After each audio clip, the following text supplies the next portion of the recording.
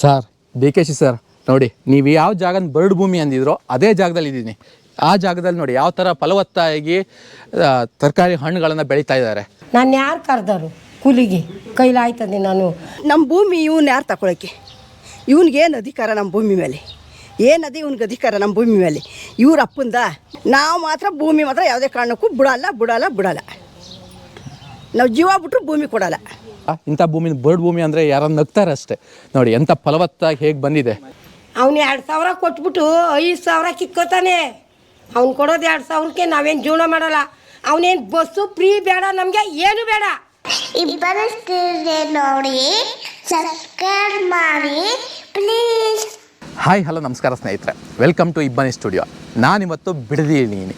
ಈ ಪರಿಸರವನ್ನು ಉಳಿಸಿ ಅಂತ ಕೇಳ್ಕೊಳೋಕ್ಕೋಸ್ಕರ ಇಲ್ಲಿಗೆ ಬಂದಿದ್ದೀನಿ. 9,600 ಎಕರೆ ಜಮೀನನ್ನು ತಗೊಂಡು ರೈತರು ಬಾಳನ್ನು ಬೀದಿಗೆ ಚೆಲ್ಲಿದ ಹೊರಟಿರಲ್ಲ, GBIT ಹೆಸರು ಅಂದರೆ ಗ್ರೇಟರ್ ಬೆಂಗಳೂರು ಇಂಟಿಗ್ರೇಟೆಡ್ ಟೌನ್ಶಿಪ್ ಅನ್ನೋ ಹೆಸರನ್ನು ಅದನ್ನು ಈಗಲೇ ಕೈ ಬಿಡಬೇಕು ಅಂತ ಕೇಳ್ಕೊಳೋಸ್ಕರ ಬಂದಿದ್ದೀನಿ. ಈ ಭಾಗದ ರೈತರ ಪಾಡೇನು ಅಂತ ಸುತ್ತಮುತ್ತ ಹಳ್ಳಿಯ ರೈತರನ್ನು ಮಾತಾಡಿಸಿ ಅವರ ಅಭಿಪ್ರಾಯವನ್ನು ಕೇಳ್ತೀನಿ. ಹಾಗೆ ನಾನಿವತ್ತು ಬಿಡದಿಯ ಟ್ಯಾಂಕ್ ಮೇಲೆ ಇದ್ದೀನಿ. ನೋಡಿ ನಿಮ್ಗೇನು ಕಾಣಿಸ್ತಾ ಇದೆ 360 ಡಿಗ್ರಿಲಿ, ಎಷ್ಟು ನೋಡಿದರೂ 360 ಡಿಗ್ರಿ ಕಂಪ್ಲೀಟ್ ಹಚ್ಚ ಹಸಿರಾಗಿದೆ. ಇಲ್ಲಿ ಎಲ್ಲಾದರೂ ಬರಡು ಭೂಮಿ ಅಂತ ಇದೆ ಅಂತ ಹೇಳಿದ್ರೆ ಯಾರಾದರೂ ನಗ್ತಾರೆ. ಯಾಕಂದರೆ ಅಷ್ಟು ಹಚ್ಚ ಹಸಿರಾಗಿದೆ, ಫಲವತ್ತಾಗಿದೆ. ಎಲ್ಲಿವರೆಗೂ ನೋಡಿದ್ರು ಎಷ್ಟು ದೂರ ಕಣ್ಣಾಯಿಸಿದ್ರು ಫಲವತ್ತಾದ ಹಚ್ಚ ಹಸಿರು ಬೆಳೆಗಳು ಕಾಣುತ್ತೆ.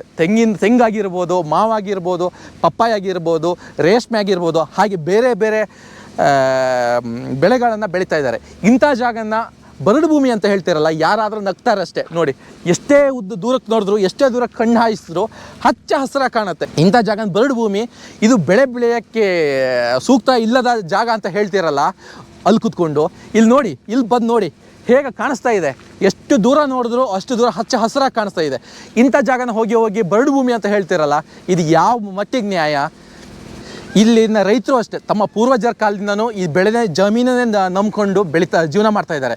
ಕುರಿ ಆಗಿರ್ಬೋದು, ದನ ಆಗಿರ್ಬೋದು, ಬೇರೆ ಬೇರೆ ಬೆಳೆ ಆಗಿರ್ಬೋದು, ಇದನ್ನೇ ನಂಬ್ಕೊಂಡು ಜೀವನ ಸಾಗಿಸ್ತಾ ಇದ್ದಾರೆ. ಇಂಥ ಜಾಗನ ಬರಡು ಭೂಮಿ ಅಂತ ಹೇಳ್ತಿರಲ್ಲ, ನಾವಿವತ್ತು ಆ ರೈತರನ್ನೇ, ಬಿಡದಿರೋ ಸುತ್ತಮುತ್ತ ಊರ ಹಳ್ಳಿನ ರೈತರನ್ನೇ ಮಾತಾಡಿಸ್ತೀನಿ. ಇದು ಬರಡು ಭೂಮಿನ, ಇದು ಬೆಳೆ ಬೆಳೆಯೋಕ್ಕೆ ಸೂಕ್ತವಲ್ಲ ಜಾಗನ ಅಂತ ಅವ್ರನ್ನೇ ಕೇಳ್ತೀನಿ. ನೋಡೋಣ ಹಾಗಾದರೆ ಇಲ್ಲೇನು ಕಾಣಿಸ್ತಾ ಇದೆ. ಇದು ಕಂಪ್ಲೀಟ್ ಗ್ರೀನರಿ ಇದೆಯಲ್ಲ, ಈ ಜಾಗದ ರೈತರನ್ನೇ ಮಾತಾಡ್ಸಿ ಕೇಳ್ತೀನಿ, ಇದು ನಿಜವಾಗ್ಲೂ ಬರಡು ಭೂಮಿನ ಅಂತ ಕೇಳ್ತೀನಿ. ಯಾರಾದರೂ ಇಂಥ ಜಾಗ ಬರಡು ಭೂಮಿ ಅಂತ ಹೇಳಿದ್ರೆ ನಗ್ತಾರೆ. ನೋಡೋಣ ಹಾಗಾದರೆ ಈ ರೈತರು ಏನು ಹೇಳ್ತಾರೆ ಅಂತ. ನಾವು ಈ ಥರ ವ್ಯವಸಾಯ ಬೆಳೆದಿದ್ದೀವ್ರು ಅಲ್ವಾ, ಅವ್ನು ಬಂದು ನೋಡಲಿ, ಅವ್ರು ಬಂದು ನೋಡಲಿ ಈ ಥರ ಬೆಳೆದಿರೋದ. ನಾವು ಎಷ್ಟು ಕಷ್ಟಪಟ್ಟು ವ್ಯವಸಾಯ ಮಾಡ್ತೀವಿ ಅನ್ನೋದು ನಮಗೆ ಗೊತ್ತಾ. ದನ ಕರ ಕಟ್ಕೊಂಡು ವ್ಯವಸಾಯ ಮಾಡಿಕೊಂಡು ಜೋಳ ಹಾಕೋತೀವಿ, ಬಾಳೆ ಬೆಳಿತೀವಿ, ತೆಂಗು ಬೆಳಿತೀವಿ, ಹಸ್ನು ಬೆಳಿತೀವಿ, ಅಡಿಕೆ ಬೆಳಿತೀವಿ, ಎಲ್ಲ ಮಾಡ್ತೀವಿ. ಇಷ್ಟು ನಮ್ಮ ಭೂಮಿ ಇವನ್ನ ಯಾರು ತಗೊಳಕ್ಕೆ? ಇವನಿಗೇನು ಅಧಿಕಾರ ನಮ್ಮ ಭೂಮಿ ಮೇಲೆ? ಏನದು ಇವ್ನಿಗೆ ಅಧಿಕಾರ ನಮ್ಮ ಭೂಮಿ ಮೇಲೆ? ಇವ್ರ ಅಪ್ಪಂದ ಭೂಮಿ, ನಮ್ಮ ಸೊತ್ತು, ನಮ್ಮ ತಾತನ ಸೊತ್ತು, ನಮ್ಮಿದು ನಾವು ಮಾಡ್ಕೊತಾ ಇದ್ದೀವಿ. ನಮ್ಮ ಭೂಮಿ ಮೇಲೆ ನಾವು ಮಾತ್ರ ಜೀವ ಬಿಟ್ಟರು ನಾವು ಭೂಮಿ ಕೊಡಲ್ಲ. 2 ಕೋಟಿ ಕೊಡ್ತಾರಂತಲ್ಲ? 2 ಕೋಟಿ ಅವ್ನು ಸಂಡೆ ಹೊತ್ಕಿರಲ್ಲಪ್ಪ. ಅವ್ನು 2 ಕೋಟಿ ನಾವು ಸಾಯಂಕಾಲದ ಹೊತ್ಕಿರಲ್ಲ. ಕುಡುಕ್ರು ಇರ್ತಾರೆ, ಇಸ್ಪೀಟ್ ಆಡೋರು ಇರ್ತಾರೆ. ನಾವೇನು ಮಾಡೋಣ? ನಾಳೆ ಮೊಮ್ಮಕ್ಳಿಗೆ ಏನು ಮಾಡೋಣ ಹೇಳಿ ನೀವೇನೆ? 2 ಕೋಟಿ ಕೊಟ್ಬಿಡ್ತಾನೆ, ನಾಳೆ ಸಹ ನಾವೇನು ಮಾಡೋಣ? ಇವತ್ತು ಸಹ ಒಂದು ತಿಂಗಳಿರ್ತದ ಅದು ದುಡ್ಡು, ಅವ್ನು ಕೊಡೋ ದುಡ್ಡು ಒಂದು ತಿಂಗಳಿರ್ತದ? ಕುಡುಕ್ರು ಗಂಡೀರು ಇರ್ತಾರೆ, ಕುಡುಕ್ರು ಮಕ್ಳು ಇರ್ತಾರೆ. ನಮ್ಮ ಭೂಮಿ ಮೇಲೆ ಕಣ್ಬೇಕು ಅವನಿಗೆ. ಬೇರೆ ಕಡೆ ಹೋಗಿ ಮಾಡ್ಲಾಳು, ಆ ಕಡೆ ಹೋಗಿ ಮಾಡ್ಲಾಳು. ಬೆಳೆ ಬೆಳೆಯೋಕ್ಕಾಗಲ್ಲ ಅಂತಲ್ಲ ಬರಡು ಭೂಮಿ ಅಂತ. ಇವಾಗ ನೋಡ್ಲಿವಾ ಬರಡು ಭೂಮಿನ? ನೀವು ಬರಡು ಭೂಮಿನ ಎಂತ ನೋಡ್ಲಿವಾ ನೀವು? ಇವಾಗ ಹೆಂಗದೆ ಭೂಮಿ ಅನ್ನೋದು? ಏನು ಕಾನೂನಿಂದ ಇವ್ನು ಹಿಂಗೆ ಮಾಡ್ತಾನೆ? ನಮ್ಗೆ ಬೇಕಾಗಿರೋದು ನಮ್ಮ ಭೂಮಿ. ನಾವು ಮಾತ್ರ ಭೂಮಿ ಮಾತ್ರ ಯಾವುದೇ ಕಾರಣಕ್ಕೂ ಬಿಡಲ್ಲ. ನಾವು ಜೀವ ಬಿಟ್ಟರು ಭೂಮಿ ಕೊಡಲ್ಲ. ಅಂದ್ರೆ ನಾನು ಅವ್ರು ಹೊಡೆದ್ರು ಸರಿ, ನಾ ಪೆಟ್ಟು ತಿನ್ಕೊಂಡು ಇದು ಮಾಡೇ ಮಾಡ್ತೀವಿ. ಅವ್ನಿಗೆ ಸರಿಯಾದ ಶಿಕ್ಷೆ, ಅವ್ನು ಬರಬೇಕು, ಭೂಮಿ ಬೇಕೆ, ನಾವು ಸರಿಯಾದ ಶಿಕ್ಷೆ ಮಾಡ್ತೀವಿ ಅವ್ನಿಗೆ. ಏನು ಅವನು ರಾಜಕೀಯನ ಇರಲಿ, ಅವ್ನು ಏನ್ರೆಲ್ಲನ ಇರಲಿ, ನಾವು ಮಾಡ್ತೀವಿ. ಓಕೆ, ಜೀವ ಬಿಟ್ಟರು ಭೂಮಿ ಬಿಡಲ್ಲ. ಯಾವುದೇ ಕಾರಣಕ್ಕೂ ಅವ್ನು ಜೀವ ತೆಗೆದುಬಿಟ್ರು ನಾವು ಭೂಮಿ ಬಿಡಲ್ಲ ಅಷ್ಟೇ. ನಾವು ನಾವು ಯಾವುದೇ ಕಾರಣಕ್ಕೂ ಬಿಡಲ್ಲ ಮಗ, ಭೂಮಿ ಮಾತ್ರ ಬಿಡಲ್ಲ ನಾವು. ಏನು ಗ್ರೇಟರ್ ಬೆಂಗಳೂರು ಹೆಸರಿನಲ್ಲಿ 9,600 ಎಕರೆ ಜಮೀನನ್ನು ಕಬಳಿಸಿಕೊಳ್ತಿದ್ದಾರೆ. ಯಾವ ಜಮೀನನ್ನು ಬರಡು ಭೂಮಿ ಅಂತ ಇದ್ದಾರೆ ನೋಡಿ. ಆ ಜಮೀನನ್ನು ತೋರಿಸ್ತೀನಿ, ಆ ಬರಡು ಭೂಮಿನ ತೋರಿಸ್ತೀನಿ ನೋಡಿ. ಇದು ಬಾಳೆ ತೋಟ ಎಷ್ಟು ಫಲವತ್ತಾಗಿ ಹೇಗೆ ಬಂದಿದೆ ನೋಡಿ. ಇಂಥ ಜಾಗನ ಇಂಥ ಜಾಗನ ಬರಡು ಭೂಮಿ ಅಂತಾರಲ್ಲ, ಇಂಥ ಜಾಗನ ಬರಡು ಭೂಮಿ ಅಂದ್ರೆ ನಗ್ತಾರಷ್ಟೇ. ಇಂಥ ಬಾಳೆ ಬೆಳೆದಿರೋ ರೈತರನ್ನ ಮಾತಾಡ್ತೀನಿ, ಏನು ಹೇಳ್ತಾರೆ ಅಂತ ಕೇಳೋಣ. ಹೇಳಿ ಸರ್. ನೋಡಿ ಸರ್, ಈ ಥರ ಬಾಳೆ ಯಾವ ಥರ ಇದಿದೆ, ಒಂದು ಗೊನೆ ಬಂದು 35ರಿಂದ 40 kg 50 kgವರೆಗೂ ಬರುತ್ತೆ ಒಂದು ಬಾಳೆ. ಈ ಥರ ಇದನ್ನೆಲ್ಲ ಕಟ್ ಮಾಡಿ ಇದನ್ನೆಲ್ಲ ತಗೊಂಡೋಗಿ ಏನು ಮಾಡ್ತಾರೆ ಅವರು?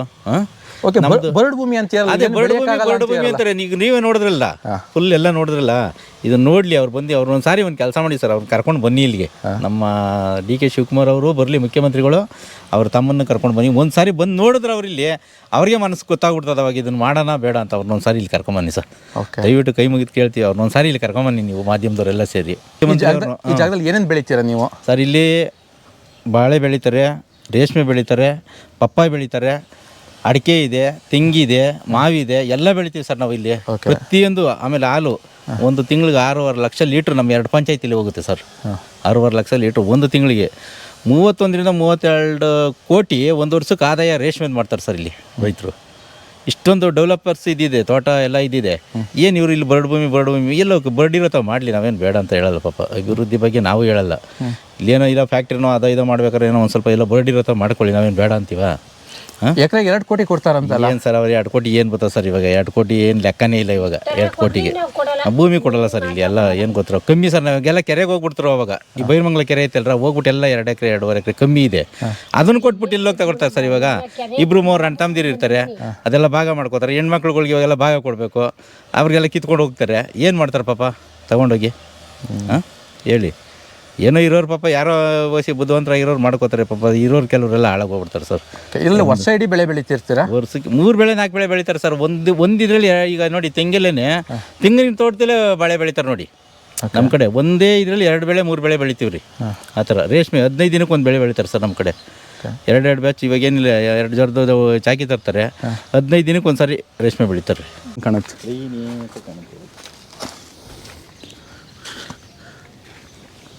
ನೋಡಿ, ಇಂಥ ಭೂಮಿನ ಬರಡು ಅಂತ ಹೇಳ್ತಾರಲ್ಲ, ಇಂಥ ಭೂಮಿನ ಬರಡು ಭೂಮಿ ಅಂದರೆ ಯಾರನ್ನ ನಗ್ತಾರೆ ಅಷ್ಟೇ. ನೋಡಿ ಎಂಥ ಫಲವತ್ತಾಗಿ ಹೇಗೆ ಬಂದಿದೆ.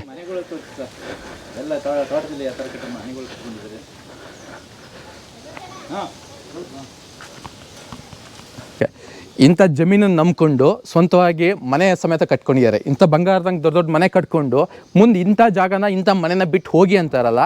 ಇವ್ರು ಜಮೀನನ್ನು, ಮನೆನ ನಂಬ್ಕೊಂಡು ಸ್ವಂತ ಅಂದರೆ ಹುಟ್ಟಲಿಂದ ಇವ್ರು ಇದನ್ನೇ ವ್ಯವಸಾಯನ ನಂಬ್ಕೊಂಡು ಇಲ್ಲೇ ನೆಲೆಯಾಗಿ ಅವ್ರ ಕುಟುಂಬ ಎಲ್ಲ ಇಲ್ಲೇ ಇರ್ತಾರೆ. ದುಡ್ಡು ಕೊಡ್ತೀವಿ ಹೋಗಿ ಅಂತ ಹೇಳ್ತಾರಲ್ಲ, ಇವ್ರು ಮುಂದೆ ಎಲ್ಲಿಗೆ ಹೋಗ್ಬೇಕು? ಇಂಥ ರೈತರನ್ನ ಬೀದಿಗೆ ತಳ್ಳಿ ಇದರ ಗ್ರೇಟರ್ ಬೆಂಗಳೂರು ಮಾಡಕ್ಕೆ ಹೊರಟಿರಲ್ಲ. ಇದು ಗ್ರೇಟರ್ ಬೆಂಗಳೂರು ಅಂತಾರೆ ಇದಕ್ಕೆ. ನೋಡಿ, ರೈತರ ಕಣ್ಣೀರು, ಕಷ್ಟಪಟ್ಟು ನಂಬ್ಕೊಂಡಿರೋ ಭೂಮಿ ನಂಬ್ಕೊಂಡಿರೋ ರೈತರ ಕಣ್ಣೀರು ಇದೆಯಲ್ಲ, ಅವ್ರ ಕಣ್ಣೀರು ಹಾಸಿ ಇನ್ನೇನು ಉದಾರ ಹಾಕಾಗುತ್ತೆ. ಇದು ಇಷ್ಟು ದನ ಕಟ್ಕೊಂಡು ನನ್ನ ಮಗನಿಗೆ ಮೈಗೆ ಹುಷಾರಿಲ್ಲ, ಇಷ್ಟು ಕಷ್ಟ ಬೀಳ್ತಾ ಇದ್ದೀನಿ ನೋಡಪ್ಪ. ನಾನು ಎಲ್ಲೋಗ್ಲಿ ಕೂಲಿಗೆ? ನಾನು ಯಾರು ಕರ್ದಾರ ಕೂಲಿಗೆ? ನಿಮ್ದು ಜಮೀನು ಇದೆಯಾ? ಜಮೀನ್ ಇಲ್ಲಲ್ಲಪ್ಪ, ಕಂಡೋರ್ದಾಗ ಗುತ್ತಿಗೆಗೆ ಮಾಡ್ಕೊಂಡಿದ್ದೀನಿ. ನೀರು ಒಬ್ರದು, ಭೂಮಿ ಒಬ್ರದು. ನೋಡಿ, ದನಗಳು ಕರ್ಗಳು ಸಾಕೊಂಡು ಏನು ನಾನು ಎಲ್ಲೋಗ್ಲಿ? ಇವತ್ತನ್ನೆಲ್ಲ ಕಟ್ಕೊಂಡು ಎಲ್ಲೋಗ್ಲಿ?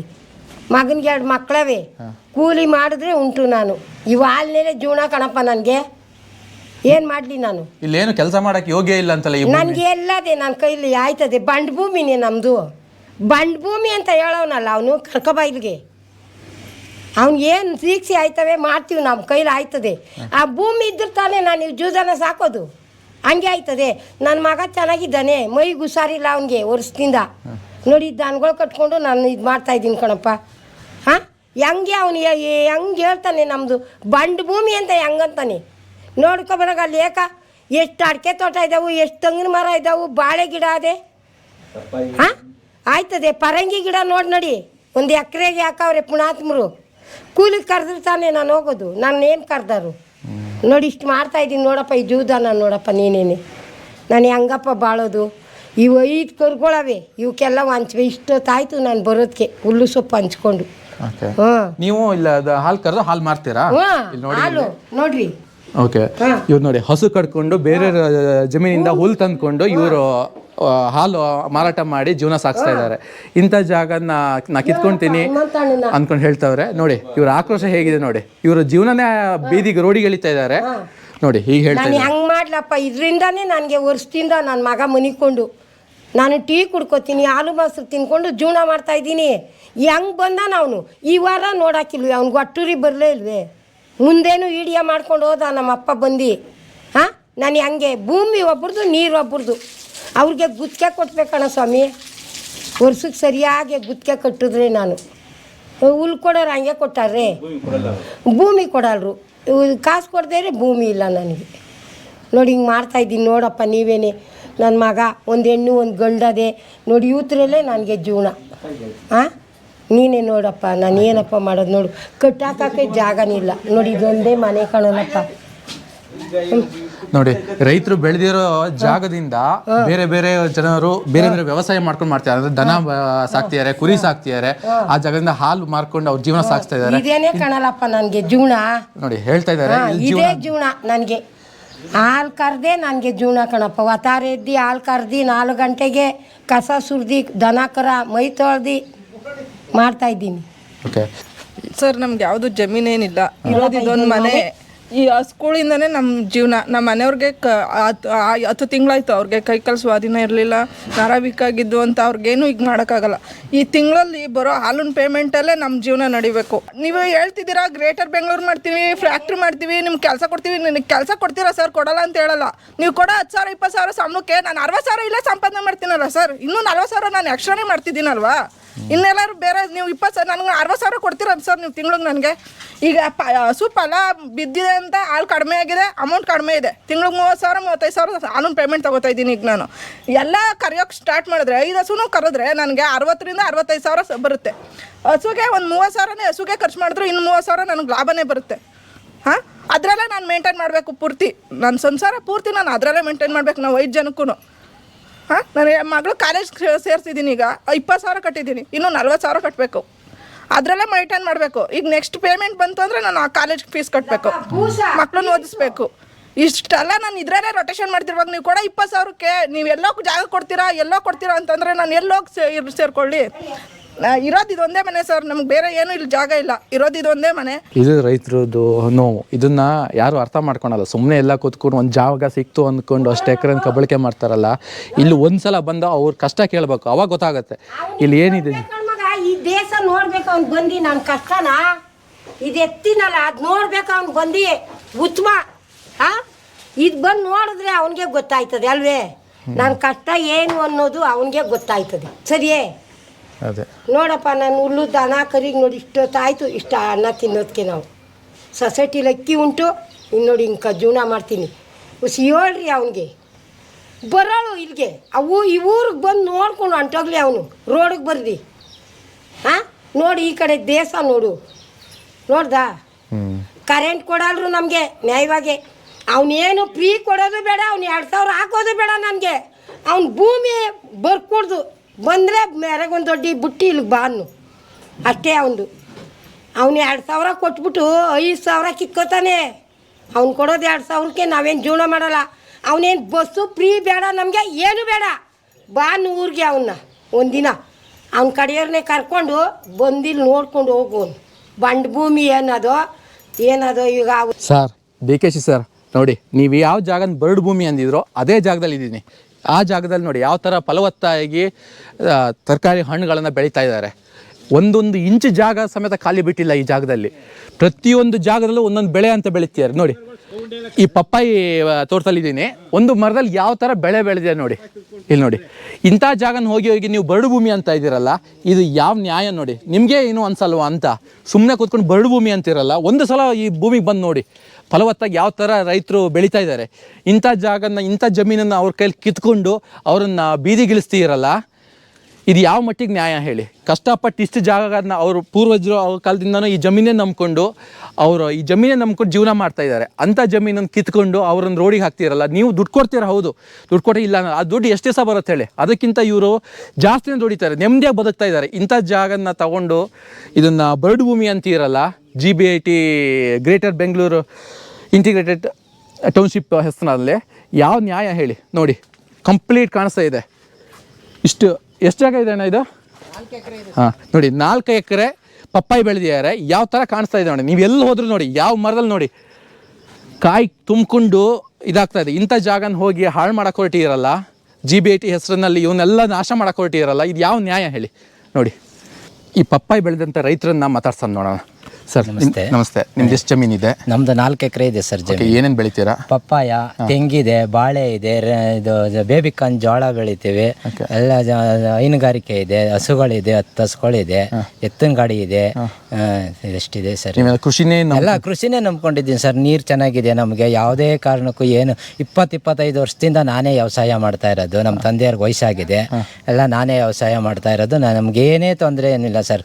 ಬರಡು ಭೂಮಿ ಅಂತಾರಲ್ಲ ಸರ್, ನೋಡಿ ಸರ್, ಇವಾಗ ನೀವೇ ನೋಡಿ ಬರಡು ಭೂಮಿನ ಏನಿದು ಅಂತ ನೀವೇ ನೋಡಿ, ಕಣ್ಣಲ್ಲೇ ನೋಡಿದ್ರೆ ಗೊತ್ತಾಯ್ತದಲ್ವಾ. ಅವರೆಲ್ಲೋ ಕುತ್ಕೊಂಡು ಬರಡು ಭೂಮಿ ಅನ್ಬೋದು. ಇವಾಗ ನೀವು ಮಾಧ್ಯಮದವರು ಹೇಳಿ ಅವ್ರಿಗೆ ಒಂದು ಸ್ವಲ್ಪ ಬರಡು ಭೂಮಿ ನಾವೇ ಹೋಗಿ ವಿಸಿಟ್ ಮಾಡಿದ್ದೀವಿ, ಯಾವ್ದು ಬರಡು ಭೂಮಿ ಯಾವುದಿಲ್ಲ ಅಂತ ತೋರಿಸಿ. ಇವಾಗ ನೀವು ವರ್ಷ ಇಡೀ ಬೆಳೆ ವರ್ಷ ಇಡೀ ಬೆಳೆನೇ ಸರ್. ನಾವು ಯಾವಾಗೂ ಇದೆ ಸರ್. ನೀರಿನ ಸೌಕರ್ಯ ಚೆನ್ನಾಗಿದೆ. ಯಾವ್ದು ನೋಡಿ, ತೆಂಗು ನೋಡಿ, ಅಲ್ಲಿ ತೆಂಗು ಲಾಟ್ ಹಾಕಿದ್ದೀವಿ. ವರ್ಷಕ್ಕೆ 10,000 ಕಾಯಿ ಬೀಳುತ್ತೆ. ಏನು 200 ಮರ ತೆಂಗಿನ ಮರ ಐತೆ.